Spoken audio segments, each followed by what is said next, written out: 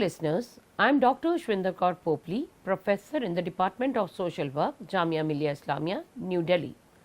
Today I will be talking about social work concepts. In this session on social work concepts, you will be introduced to the various concepts like charity, voluntary action and Shramdan, social movement and social reform used in the context of professional social work training and practice. Clarify their meaning and prescribe necessary definition. Social work, though over a century old, remains a relatively new and less visible profession due to its focus on intangible aspects like social relationships and systemic change. There is need to clarify confusion in terminology across teaching, research and practice, especially in distinguishing terms borrowed from other disciplines.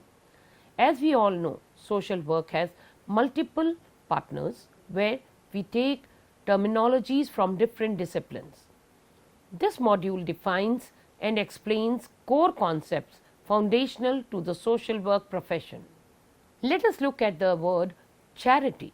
Charity, often equated with social work, typically refers to benevolent act like almsgiving without expecting material rewards. We use this word charity commonly for giving something to someone or helping someone just like that. Across religions, Hinduism, Judaism, Christianity, Islam, Zoroastrianism, Sikhism, Buddhism and Jainism, charity is considered a moral and spiritual obligation.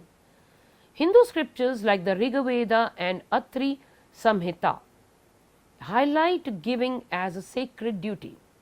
Judaism and Christianity stress love for the needy, with Jesus praising compassionate acts. Islam institutionalizes charity through obligatory contributions like zakat and voluntary offerings like sadaqah. Sikhism promotes service, seva and mandates sharing income, thus one, while Buddhism and Jainism emphasize compassion. Despite its religious roots and moral appeal, charity differs from professional social work. While charity often offers temporary relief and fosters dependency, social work seeks sustainable change by empowering individuals and transforming unjust social structures. Let us now look at the other concept, that is voluntary action. People often help others in need because they feel compassion and a natural desire to do good. While basic needs like food and shelter are important, people also need love, respect, freedom and a sense of purpose. Charity and helping others are ways people try to support not just survival but overall well-being. This help isn't always completely selfless. Sometimes it comes from the religious beliefs like hoping to reach heaven or achieve salvation. Still, most people who give and serve others don't expect anything in return. Voluntary action means doing something out of kindness, not for money or rewards. It's when individuals or groups help others, especially those who are poor or struggling, because they care and want to make a difference. Voluntary action is an action undertaken involuntarily out of natural feeling of compassion and concern for well-being of others without expecting for any kind of tangible material gain in lieu of what is given. Generally, it is devotion and dedication to serve the entire mankind, not necessarily absolute selflessness. Voluntary action is characterized by number 1, an innate urge to help others and promote their well-being in all possible ways, though not necessarily voluntarily. Number 2, the absence of any kind of expectation for any material gain in lieu of the help given. The third character of voluntary action is it's a sense of social concern and inclination to help those in need. Fourth, it is a faith in the highest virtue of service to humanity. And fifth, it is conviction in the primacy of one's duty rather than rights. The next concept that I would like to discuss here is Shramdan, voluntary manual labor. There is a widespread tendency among people to equate Shramdan as social work, which is thoroughly incorrect and misleading. Shramdan, having its origin in Hindi, consists of two words, Shram, that is manual labor, and Dan, that is donation, which together implies the act of undertaking voluntary labor, building, construction or plantation to promote collective good. The important characteristics of Shramdan are number 1, manual labor, number 2, voluntarism, that is done voluntarily, number 3, collective and cooperative endeavors, that is people work collectively, they do some kind of cooperative endeavors, and promotion and protection of public good or interest. In the early days of human life, people had to survive harsh weathers and protect themselves from wild animals.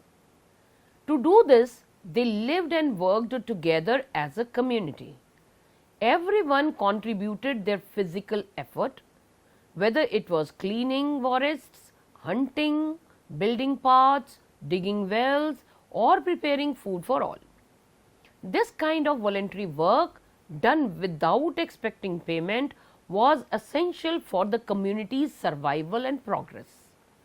Even today, the spirit of Shramdan, voluntary manual labor, continues through government programs like the National Service Scheme, NSS, or National Cadet Corps, that is NCC, where young people offer their labor to help improve communities. Shramdan brings real, visible results and helps in the development of both people and society. However, Shramdan is different from social work. While Shramdan focuses on physical tasks and collective efforts without expecting anything in return, social work is a professional activity. It uses specific knowledge and skills to help people solve personal and social problems and to improve their lives. Social work also tries to fix unfair systems so that everyone has equal opportunities to grow and succeed. Social work is guided by values like equality, justice, freedom and compassion, aiming to create a fair and caring society just as our ancient sages dreamed. Voluntarism may be reinforced by numerous sources, moral or religious discourses, exemplary acts of philanthropy, some gruesome incidents or tragedies, significant role models like parents, teachers, seers, etc., or the realization of one's morality and fitness for this world, forcing them to renounce material possessions and contribute towards others' well-being. Let us look at the difference between Shramdan and social work. Shramdan and social work differ in purpose and approach. Shramdan focuses on completing tangible tasks through voluntary manual labor, driven by a sense of duty and community well-being without expecting any return. It promotes holistic development through collective effort. In contrast, social work as a professional activity that relies on specialized knowledge and skills to improve individual and societal functioning. Rooted in democratic and humanitarian values, it seeks social justice, equality and the overall well-being of all. Next concept that I would like to discuss is social movement. There is no universally agreed definition of a social movement. However, it generally refers to collective actions aimed at reorganizing society. These movements often arise spontaneously in response to specific or widespread issues and are typically not institutionalized. Scholars like Wilkinson in 1971 view social movements as deliberate efforts to bring about change, sometimes using extreme methods like revolution. Madden in 1995 defines them as organized attempts by people with shared beliefs to bring or resist change using non-institutional means. Overall, social movements are collective, organized efforts by people without formal structures to secure rights, social recognition, and dignity through desired societal changes. Some salient features of social movement are that number one, there is discontent with the current social system or a need to protect neglected interests and identities. The other feature is that there is collective awareness and shared commitment to a common cause. It also involves mobilization of like-minded people for a collective action. Another feature of social movement is it focuses on values. That is, it focuses on values like autonomy, equity, dignity, and human rights. Another feature of social movement is the methods that it uses. There is a use of methods like protest, it can be strike, it can be demonstration, etc. Then there is no clear starting or ending point for a movement. So these are the salient features of any social movement. What are the triggers and significance of social movements? Social movements arise from diverse causes. It can be due to social evils, for example, sati, untouchability, dowry. It can be due to environmental issues like deforestation and exploitation, that is child or bonded labor, etc. They can also be triggered by cultural oppression, social injustice, or the need for empowerment, identity preservation, and sustainable development. Education and advancement in technology, especially information technology, have accelerated the emergence of such movements. Social movements encourage people to analyze and act collectively on shared interests. Once goals are achieved, they often dissolve, making way for new ones. As T.K. Oman notes, social movements are crucial for social work. They bridge traditional and modern values, challenge injustice, and help transform society. Another term or the concept which is important in social work is social reform. Every society goes through times when its culture begins to decline, especially when people forget the true purpose behind their customs and traditions. Instead of understanding them, they follow rituals just because their ancestors did. This blind following can lead to harmful practices that block personal growth and social progress. In India, for example, the flexible Varna system turned into a rigid caste system, leading to problems like untouchability and discrimination. When these social evils started causing suffering, some wise and thoughtful individual thought and took action to remove them. They gave rise to social reform. Social reform means making efforts to correct what is wrong or harmful in society. According to M.S. Gore, it involves changing people's attitudes, roles, and behavior through education and persuasion.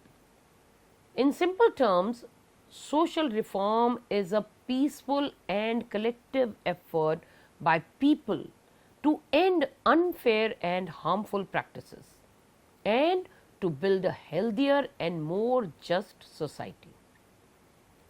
Major characteristics of social reform according to M.S. Gore is that social reform seeks to change social attitudes and behaviors through persuasion and public education. Social reform aims to eradicate unjust practices that obstruct human and social development. Social reform is driven by recognition of a specific social evil that hinders human growth and societal progress. It involves collective and purposeful actions by like minded individuals who seek to eliminate these harmful practices. The approach is non-violent, relying on methods such as persuasion, awareness building, and public education to bring about positive and lasting change. Let us look at some similarities and differences between social reform and revolt. There is a difference and there is similarity between reform and revolt. It is pertinent here to understand these similarities as well as differences between social reform and revolt. Both social reform and revolt stem from dissatisfaction with existing societal conditions and aim to bring about positive change for human and social development. In both cases, leaders urge passive members of society to support their cause, and in extreme situations, both may resort to violent means. However, social reformers are generally content with the broader social structure and focus on specific issues, while revolts reflect deep rooted dissatisfaction with the entire system and aim to overthrow it. Reformers work within the system to influence policy and law, whereas revolutionaries seek to radically transform or replace the system altogether.